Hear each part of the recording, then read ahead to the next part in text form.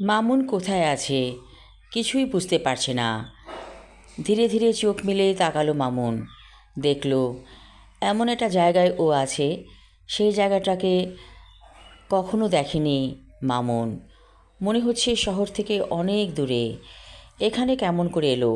কোথায় ছিল মামুন? কিছুই তো মনে পড়ছে না। প্রচণ্ড ক্ষুধা পেয়েছে। মনে হচ্ছে নাড়ি ভুঁড়িগুলো রীতিমতো চিৎকার করে বলছে, আমাদেরকে খাবার দাও, খাবার দাও। কে একজন ওর কাছে এসে বলল, তুমি কি ক্ষুধার্ত? তোমার খাবার রেডি করা হচ্ছে।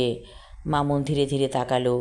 দেখল একটি লোক, তার সুন্দর কাপড় চোপড় পরনে, একটু বয়স্ক মতো লোকটি। মামুন বলল, আপনি কে? লোকটি বলল, তোমার খাবার এসে গেছে, চোখ মেলে তাকাও। মামুন পরিপূর্ণভাবে চোখ মেলে তাকালো। দেখল একটা ট্রেতে অনেক খাবার, মজার মজার সব খাবার। মামুন গোগ্রাসে খাচ্ছে।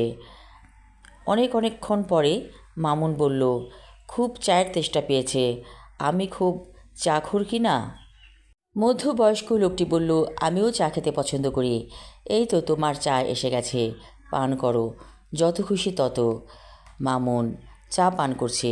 সত্যি চা চমৎকার। মামুন বলল, আমি বাসায় যাব। লোকটি মৃদু হেসে বলল, তোমাকে বাসায় নিয়ে যাওয়া হবে। তার আগে একটা কথা শুনে রাখো, যার তার সাথে কখনো যাবে না, চলবে না। যে মহিলার সাথে তুমি গিয়েছিলে, সেই মহিলাটা একটি জাদুকরী মহিলা এবং পিশাচ টাইপের তার চরিত্র। আমি তোমাকে উদ্ধার করেছি সেখান থেকে। মামুন বলল, আমি কতদিন হলো এখানে আছি? লোকটি বলল, গত রাতেই তো তুমি ছিলে সেই মহিলার বাসায়, অচেতন হয়ে ঘুমিয়ে পড়েছিলে, কারণ মহিলাটি তোমাকে জাদুমন্ত্র করে ঘুম পাড়িয়ে দিয়েছিল। আমি তোমাকে উদ্ধার করেছি। মামুন বলল, আপনি কে? লোকটি বলল, আমি ওই মহিলার বাসার কেয়ারটেকার। কয়েকদিন ছুটি নিয়েছি।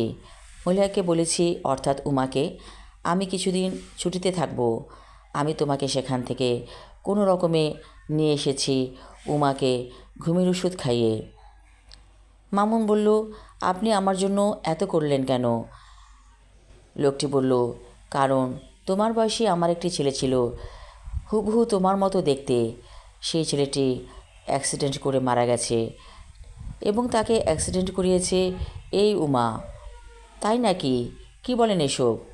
আর বলো না। উমা জাদুকরী মহিলা। আমার ছেলেটাকে সে নষ্ট করে ফেলতে চাইছিল।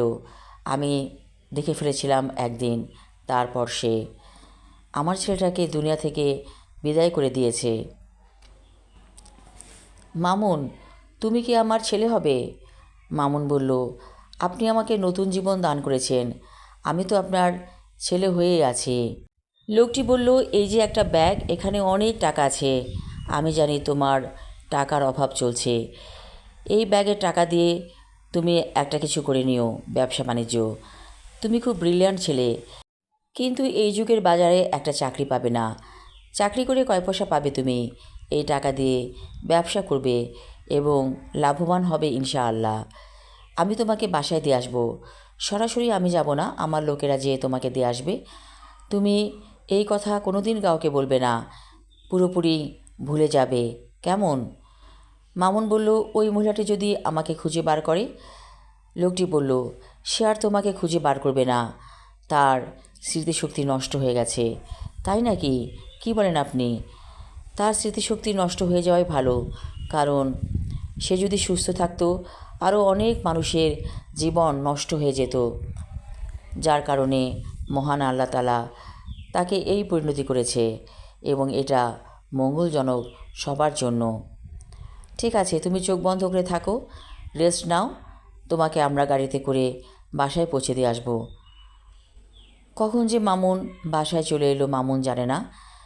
দেখলো গাড়ি এসে থেমেছে ওর বাসার ঠিক কাছে না, একটু দূরে। মামুন নেমে পড়ল গাড়ি থেকে। সেই ব্যাগটা, অর্থাৎ যেই ব্যাগটাতে টাকা আছে, সেই ব্যাগটা নিয়ে ও ধীরে ধীরে প্রবেশ করলো ওর বাসায়। কলিং বেল টিপতেই মা দরজা খুলে দিল। বলল, কী রে, কোথায় লাপাত্তা হয়ে গিয়েছিলে?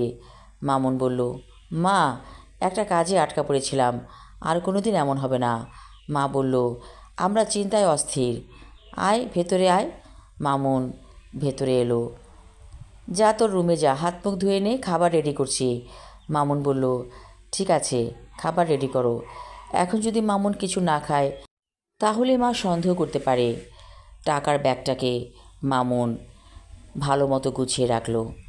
তারপর ডাইনিং টেবিলে এসে দেখল মোটামুটি ভালোই খাবার, ডিম ভাজি, শুটকি ভর্তা, করলা ভাজি, ঘন ডাল, এগুলো মামুনের প্রিয় খাবার।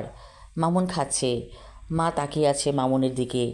কী রে, তুই তো দেখা যাচ্ছে শুকিয়ে গেছিস, এত দ্রুত কিভাবে শুকালি? মামুন বলল, বলেছিলাম না একটা কাজে আটকা ছিলাম। কী কাজ, আমাকে বলবি না? মামুন বলল, মা, আমি এখন বড় হয়ে গিয়েছি, সেই আগের ছোটটি নেই। আমার এখন অনেক ব্যক্তিগত কাজ থাকতে পারে, সেটা জানতে চেও না। মা বলল, ঠিক আছে, চা খাবি রে মামুন? মামুন বলল, খেয়ে নিই, তারপর চা দিও। লাল চা দিবা কিন্তু? ঠিক আছে, লাল চাই করে দিব।